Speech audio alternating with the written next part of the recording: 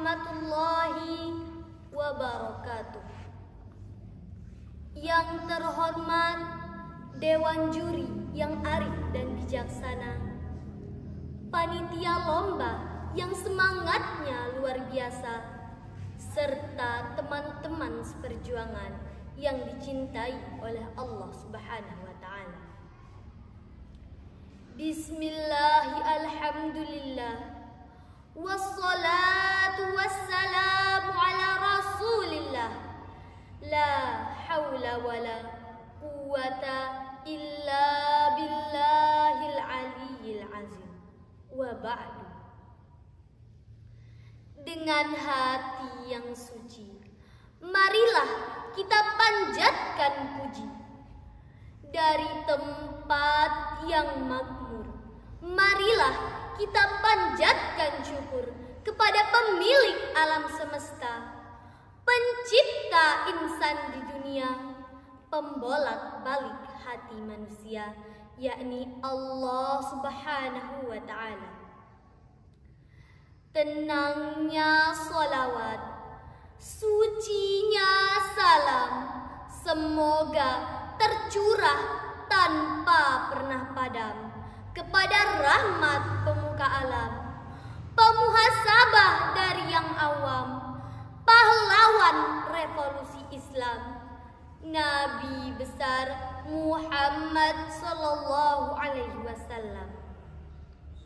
Hadirin sekalian yang dirahmati oleh Allah Subhanahu wa Ta'ala, pada kesempatan kali ini izinkan saya menyampaikan sebuah pidato singkat dengan tema Akhlak Anak Muslim. Hari ini saya akan bercerita kepada kalian tentang sebuah tema yang sangat penting dan menarik, yaitu tentang akhlak anak muslim. Mengapa penting? Karena akhlak bukan hanya sekedar perilaku baik, tetapi juga cerminan dari keimanan kita kepada Allah Subhanahu wa Ta'ala.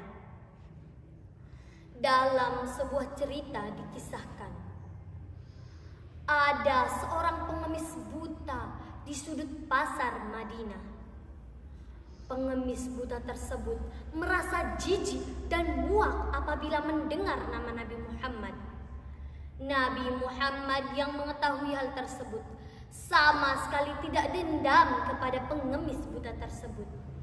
Malah Rasulullah luangkan waktunya setiap pagi untuk menyuapkan makanan.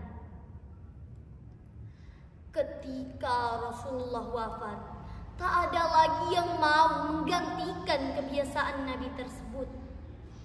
Selang beberapa waktu, datang Abu Bakar As-Siddiq menggantikan kebiasaan Nabi Muhammad tersebut.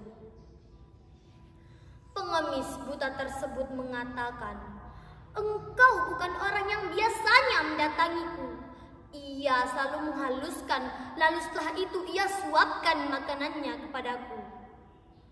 Abu Bakar yang mendengar perkataan pengemis buta tersebut menangis dan mengatakan, "Aku memang bukan orang yang biasanya.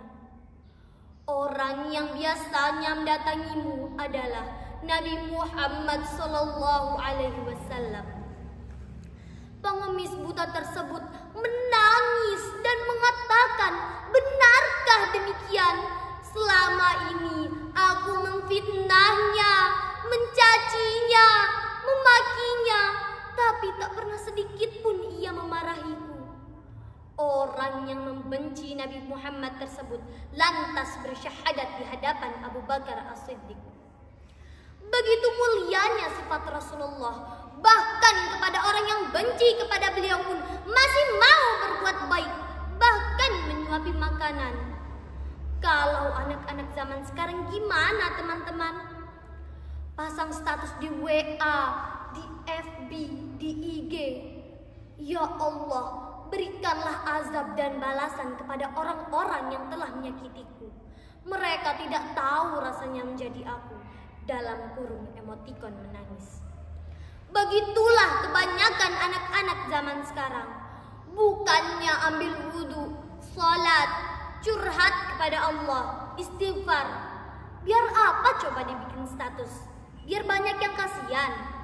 Teman-teman harus tahu, 80% orang tidak peduli dengan status yang kita buat. Malah mereka senang kalau kita galau. Hadirin sekalian yang dirahmati oleh Allah Subhanahu wa Ta'ala, menjadi anak yang ramah, sopan, jujur bukan hanya menyenangkan hati orang lain, tetapi juga membuka pintu kebaikan bagi diri kita sendiri. Nabi Sallallahu Alaihi Wasallam bersabda, Bismillahirrahmanirrahim. Ma syai'un athqalu fi mizanil mu'min yaumal qiyamati min khuluqin hasan. Yang artinya, tidak ada sesuatu pun yang lebih berat dalam timbangan seorang mukmin selain akhlak yang baik. Wahai generasi penerus bangsa, sekarang ini ada istilah kaum rebahan.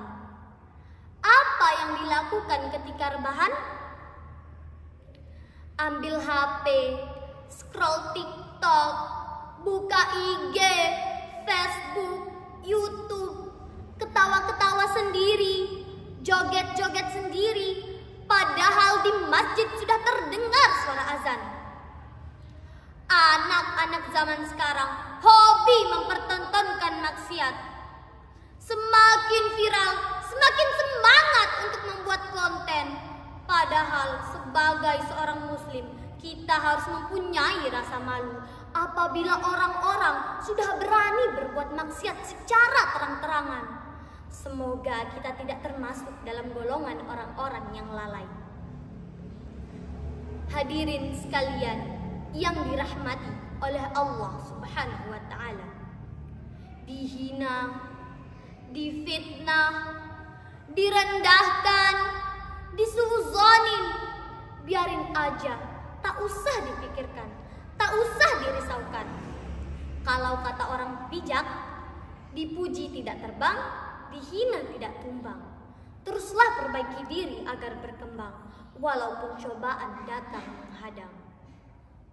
Teman-teman, tidak ada manusia yang baik-baik saja di dunia ini. Semua sedang berjuang dengan ujiannya masing-masing.